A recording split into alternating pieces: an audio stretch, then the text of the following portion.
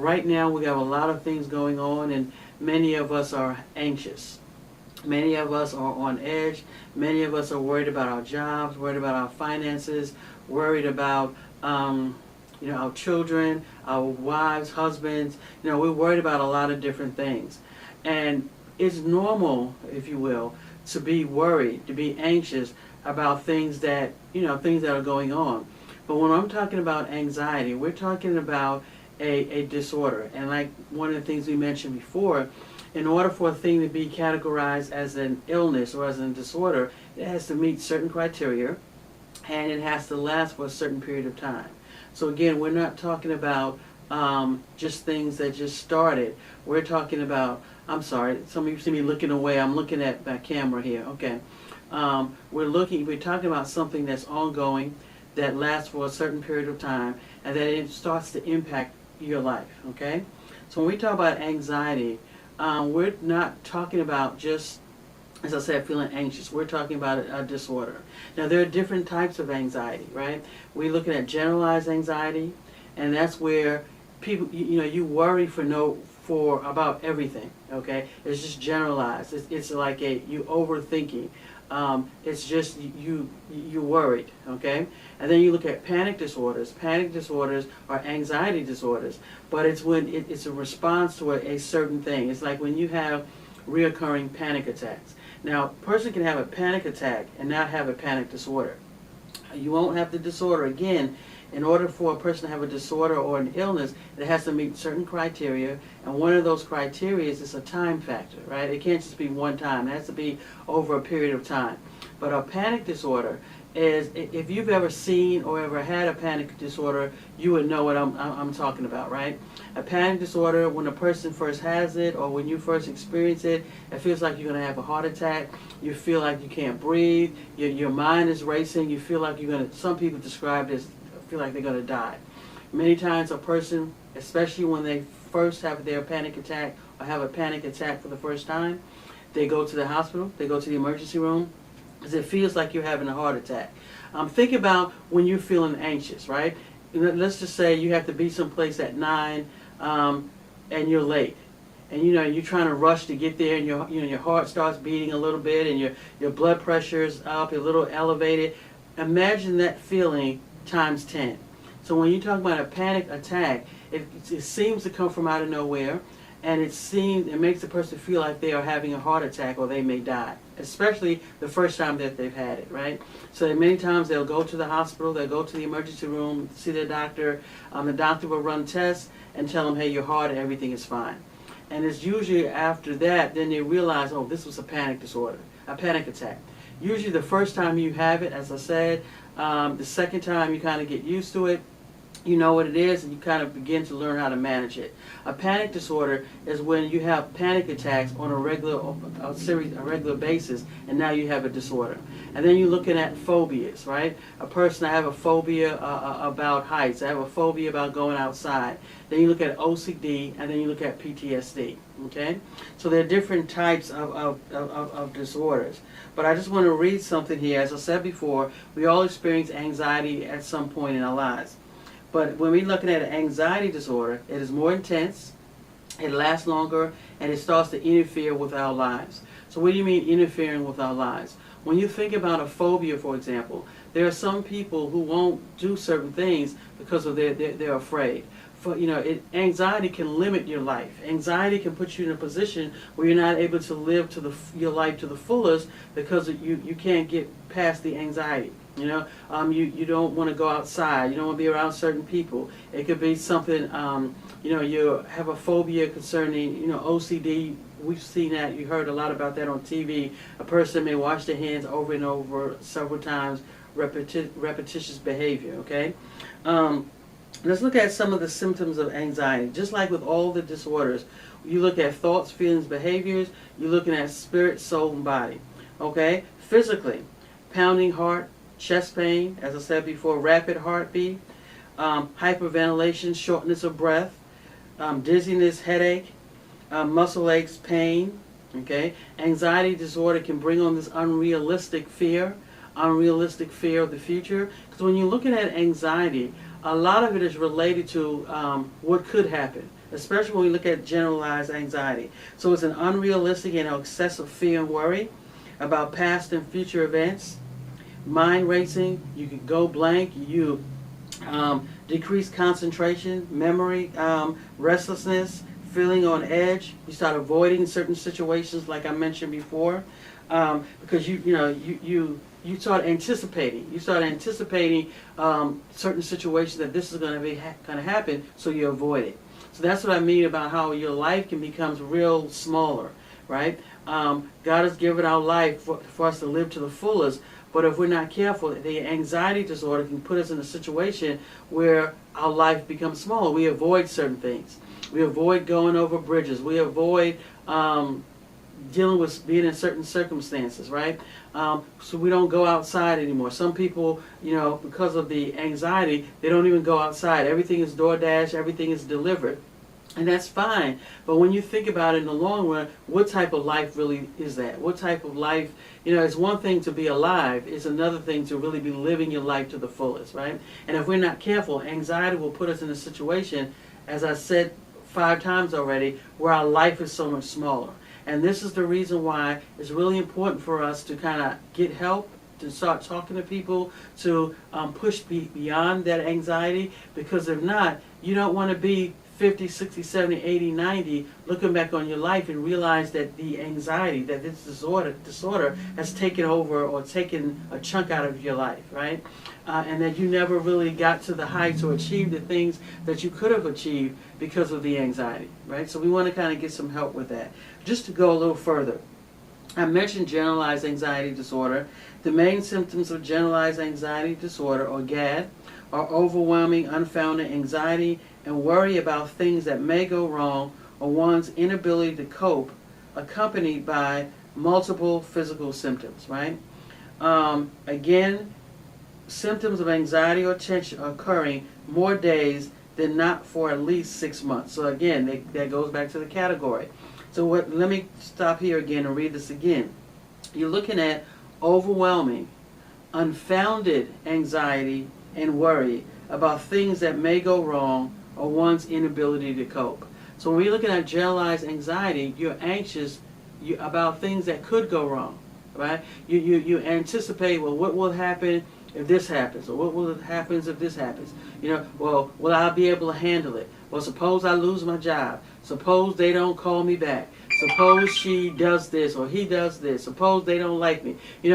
Generalized anxiety will have you going around in circles in your mind, because you can just start thinking about all the things that can go wrong, all the things that could happen, right? And then also your inability to handle it, or whether you can handle or not handle it. So when we talk about generalized anxiety disorder, you're anxious about things in general, nothing specific. You're just anxious about what's going to happen tomorrow, what happened in the past.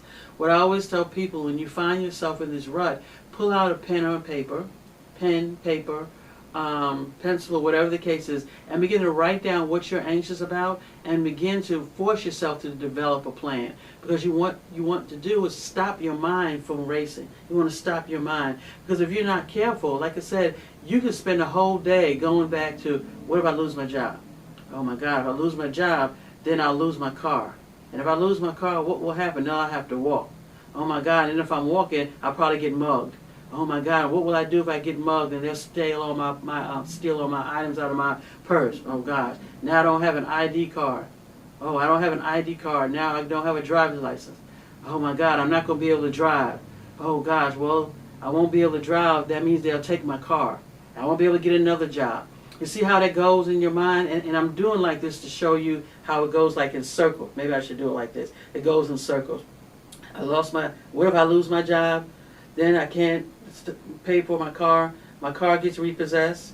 Then now I don't have any a way to drive. And then I can't take the bus because I don't have any money for the bus. And then suppose I get mugged. And then if I get mugged, they steal my ID and driver's license.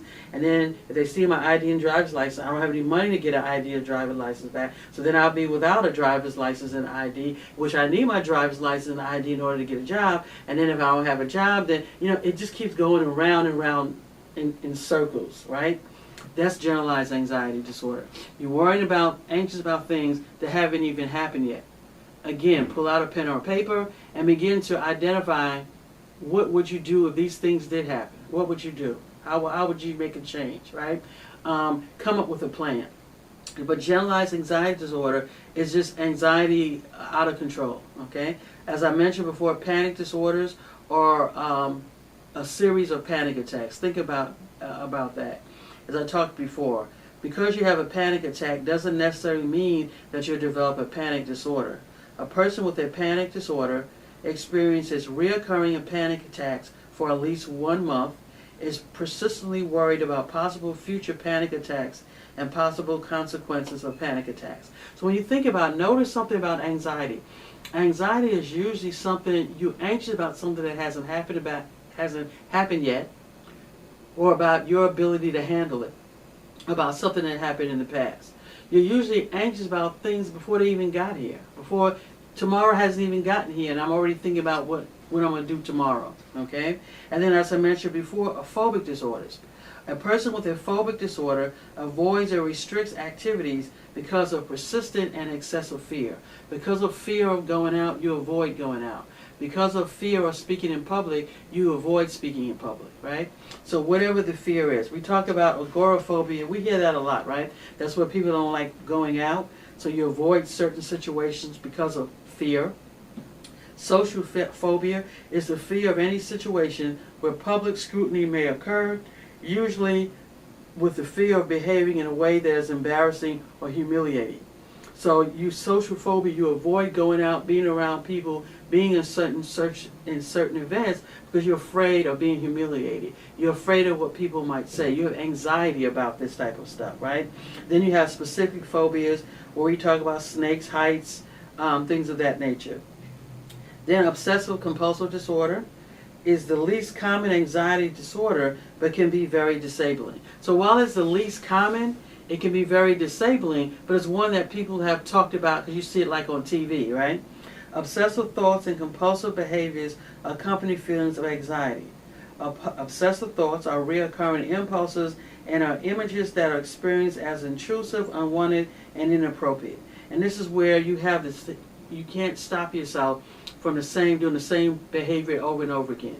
You know, it's normal, or natural, I should say, you know, to leave your house and say, oh, dang, I wonder if I turned the gas off. And then maybe you might go back and check, okay, I'm fine, right? But for some people, they may have to do that 10 times before they get comfortable enough to leave their home, if they even do, okay? So we're looking at what causes anxiety.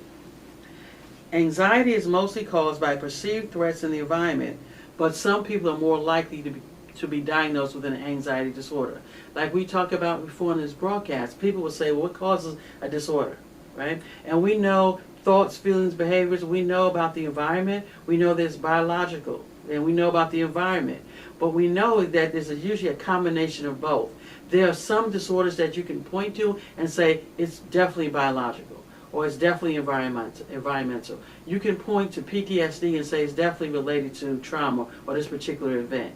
Right? You can point to postpartum depression and say, okay, it's definitely related to this particular event, this life event. So there's certain disorders that you can point to, and then there's certain disorders you can't. It's a combination, because you and I can be in the exact same situation. I may be diagnosed with an anxiety disorder later on down the road, and you may not be. So it's not just you look at psychological, environmental, it has a lot to do with how we're made up as well, how we're wired. So when we talk about what causes disorder, we know anxiety is mostly caused by perceived threats in the environment, but then there are some people who are more likely, because of their makeup, to maybe be diagnosed. There are some people who have a more sensitive emotional nature and tend to see the world as threatening. Okay, nothing wrong with having an emotional nature. I'm just pointing these out. Have a more sensitive emotional nature and tend to see the world as threatening. Then there are some people who have a history of anxiety, of childhood anxiety, right? And what happens is, if you had something happen to you before, especially as a child, it's easier for you to kind of experience it again as an adult because it's something that you're used to. You're used to behaving in that particular way unless something happens to change the script. Abuse alcohol, females more so, women more so, had a traumatic event. Then there are some family factors that we've noticed. Difficult childhood, again, For example, experiencing physical, emotional, or sexual abuse. Family background that involves a lack of poverty. Family history of anxiety disorder, separation and divorce. Anxiety symptoms can also result from some medical conditions, side effects of medications, drug use. Yes, some drug use. So there are a lot of different reasons why. And again, there are some people, because of their makeup, because of their experiences, their life experiences, they've had trauma in the past, they may be a little more susceptible to it. But keep in mind, it doesn't mean that just because you are, let's say you were a victim of trauma and you are a woman and you do use alcohol, okay, maybe you fit some of these categories, doesn't necessarily mean that you're going to be diagnosed with an anxiety disorder. It doesn't work that way, okay? It's usually a combination of different things. So again, when we talk about anxiety, it's important that people kind of get help, right? If you're with someone, okay, who is experiencing anxiety disorder, or if you're the person who's experiencing anxiety, it's important you get around someone that you're able to talk to, that you're able to share your feelings with, to talk about, right? To talk about why you're anxious. If you're unable to manage your anxiety, you may have to look at medications. Everybody doesn't need medications, and everyone doesn't need therapy. If you can get someone that you can talk to, if you can kind of work through what's going on with you, you may not need to. But if you do, know that therapy and medications are important, are important and are helpful. This is a book here. If you can go online at NIH, if you go on our website at igbatt.com, I'm sure we have the link. But it has a lot of good information that you can download about different diagnoses, different illnesses, and I think it will be important. This one is on GAD. So again, when you look at anxiety, let me see which. This one here is on PTSD. So I have the one on PTSD. I have them all actually, but right with me. This is PTSD. This is on GAD. Generalized anxiety disorder, and I usually just give this out to people, but you can go online and get these, right? You can download these and read these, because you don't have to suffer or live in pain, right? Jesus Christ has come that we might have life and life more abundantly, and he's given us things to help us. That doesn't mean, it takes the place of prayer, does it mean it takes the place of going to church. All of those things are important, because supportive systems, supportive people, supportive environments, like church, like fellowship, it helps. We know research shows us that it does in fact help us, right? So we're not saying not to do those things. We're just saying that sometimes you may need to add to. You may need to, for a little while, talk to somebody about what's going on with you. And again, that person doesn't have to be a therapist. The problem is that too many of us don't have anybody that we even talk to. Too many of us, we keep things bottled up inside. So if you can find a good friend, a good somebody that you can talk to, a priest, or someone that you can share what's going on with you, that may be all you need. But if it gets to the point where you realize that you need more, then don't be ashamed to get more. Okay, don't be ashamed to seek out a therapist, to do some reading, to do your research, right? But the number one thing that you can do when you talk about anxiety is being able to control your thoughts. How do you control your thoughts? By challenging your thoughts. Okay, you have to break that cycle, because if not, your thoughts will have you going round and round and round in circles. You have to stop those thoughts by asking yourself questions. Okay, oh my God, what if I lose my job? You got to stop yourself. Well, you know what? That's a very good question. Let me put out a pen and a paper. What if I lose my job? Let me list 5 things that I'm going to do. And you want to list the things that could go wrong. Okay, well, I could get put out. I could, my credit could get bad. This can happen. This can happen. Or number 5, I can get another job. And then after you list those things, then go back to that list and say, okay, so what can I do? What strategies can I put in place? Is there someone I can reach out to? Okay, who can I call? You want to start thinking, because what anxiety will do, anxiety disorder, anxious thoughts will do is have you going around in circles, and you'll be a puppet. You'll become a puppet to what could happen. You'll be a puppet, if you will, to what might go wrong. But you have to take control over your thoughts. You can take control over your thoughts begin to challenge it in those thoughts. Begin to write things down. I'm a real advocate of writing things down because sometimes you got to see it. Because if not, you'll spend hours and hours before you even realize it thinking about what could go wrong. Okay? Instead of planning for what could go wrong, think about what could go right. You notice that you never think about the good things. You always think about losing your job. We never worry about, oh gosh, what will happen if I get a better job that's paying me 6 figures? Or what would happen if I meet the guy or the girl of my dreams? Or what would happen, or if I hit $1 million? We never think about the positive things. It's always the negative things. And what do those negative things do? Those negative things, those anxious thoughts bring us down. Thoughts, feelings, and behaviors are connected. So we don't know why. We may say, I don't know why I'm feeling depressed. Anxiety and depression go together. It's no wonder. Because if you're anxious, you're going to be eventually depressed at some point, right? Because if you're anxious about all the things that could go wrong, it's going to start weighing on you, and you can start feeling sad, you can start feeling depressed, right? And it's going to lead to more problems. So again, you have to break that anxiety, break that cycle by start pulling out a pen or paper and thinking about what can I do different, okay? What can I do about the things that's causing me anxiety? So what? If I get up there and I have to speak, what's the worst thing that's going to happen? People will laugh at me. I won't do a good job. Or, I'll get my words mixed up. Or, people will say things about me. Yeah, that's the worst thing. But what else could happen? What could happen is now you learned a new skill. Now you stepped out of the boat. Now you learn other things that you can do. Okay, yeah, I didn't do this right. I didn't pronounce this word right. So let me go back and practice. It will push you to practice, push you to be better. Our anxiety keeps us like this, keeps us like in a little, this is our life, that what God has for us.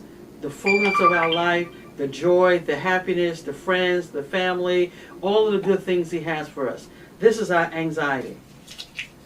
When we allow anxiety to kind of keep us stuck, all of those good things never get out, right? We're stuck. We're worried about what could happen. We're worried about who's going to say something about us, who's not going to like us. We're worried about how things are not going to work. We're worried about going outside. I don't like people. People are narcissistic. People are this. People are that. People are people. And I think one of the things that we have to learn, all of us, people are people. We all have things that we're going through, right? But we're stuck. And that good thing that God put in us never gets out, okay? We die. When we die, okay, we die with that with us, okay? And it never gets out, right? Or the goodness, the thing that God has for us. And then at the same time, some of us are praying, Lord, I want this to happen for me. I want this to happen for me. It would, but we're stuck. We're allowing anxiety to keep us stuck, right? We're allowing worry to keep us from moving forward. We're allowing fear about what could happen, or fear about what people would say about me, or fear about, how I'm going to look, or how I sound, or all this kind of stuff to keep us limited. Okay, we relying on DoorDash, and we're relying on all these, Walmart delivering, DoorDash deliver. I don't want to go outside because the world is so unsafe. But just like you're keeping your inside because of your fears, okay, you're inside and you're stuck, right? You're not being able to experience what's on the outside. But I don't want to go out on the outside. I don't want to go out. I'm fine the way I am. You say that now, but time has a way of bringing about a change. Again, this has been It's Getting Better All the Time Mental Health Outreach. You can find out more about us by logging on to our website at igbattmho.org. Again, don't let your feelings, don't let your thoughts, don't let your fear keep you stuck. Don't let it limit you. Fear, worry, anxiety, if we do not get a handle on it, if we don't overcome it, if we don't challenge it, it will keep us living a very limited life. It will keep us away from the life that God originally designed for us.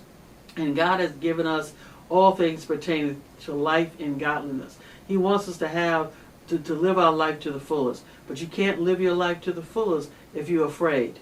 Again, we all get anxious, we all get fearful, but there are some of us who actually have the anxiety disorder, right? And that disorder brings about, it limits your life, right? Anything that you allow to limit you, or to put you in a situation where you can't do certain things, has the ability to limit you, has the ability to limit your life. And when I'm coming here today to let you know that you don't have to do that. There's hope available. You don't have to live a limited life. The reason why you tell yourself that it doesn't matter, that I don't care, I don't like people, I don't want to go out anyway, everybody's a narcissist, everyone is this, is because of fear. That's your fear talking. That's your fear, that's your worry, that's your anxiety, that's the fact that things never worked out for me before in life talking. And I'm saying to you that life is beautiful. There, get out and smell the roses. Enjoy life. Enjoy the sun. Enjoy meeting new people. Enjoy making mistakes, because everybody's not a good person. You move on. Okay. Oh, now I learned this is not a good person. I move on. Or this is not a good environment for me. This is not a good situation. I move on. Right. Again, get a pen, paper, and start writing some things down, which you're anxious and worried about. Come up with a plan. And implement the plan. Don't just write it down. Implement the plan, right? And then if you find that plan doesn't work, that strategy doesn't work, you come up with another one. But don't live a life with limits. Don't do that. Take the limits off of your life, because God has not given you a small life, right? Again, this is It's Getting Better All the Time Mental Health Outreach, providing information support while encouraging hope and faith. Log on to our website at igbatt.com. And again, you can also go on the National Institute of Mental Health. They have different brochures that you can download. I think I'll go ahead and put this on there is a link on our website, the NIMH, National Institute of Mental Health. But I'll also put this one in particular, make sure that you can see it, maybe a little later on. But again, we're talking about anxiety. Don't let it get you down. Don't worry. Okay? Use worry and anxiety for your advantage. See worry and anxiety as things that are going to push you further into life, into a good thing. That's going to help you strategize. igbatt.com, providing information support while encouraging hope and faith. God bless you and good night. Or good day. And if you want to write us, Post Office Box 7432, Silver Spring, Maryland 20910, or you can email us at igbatt1 at AOL.com. God bless, for real this time. Bye.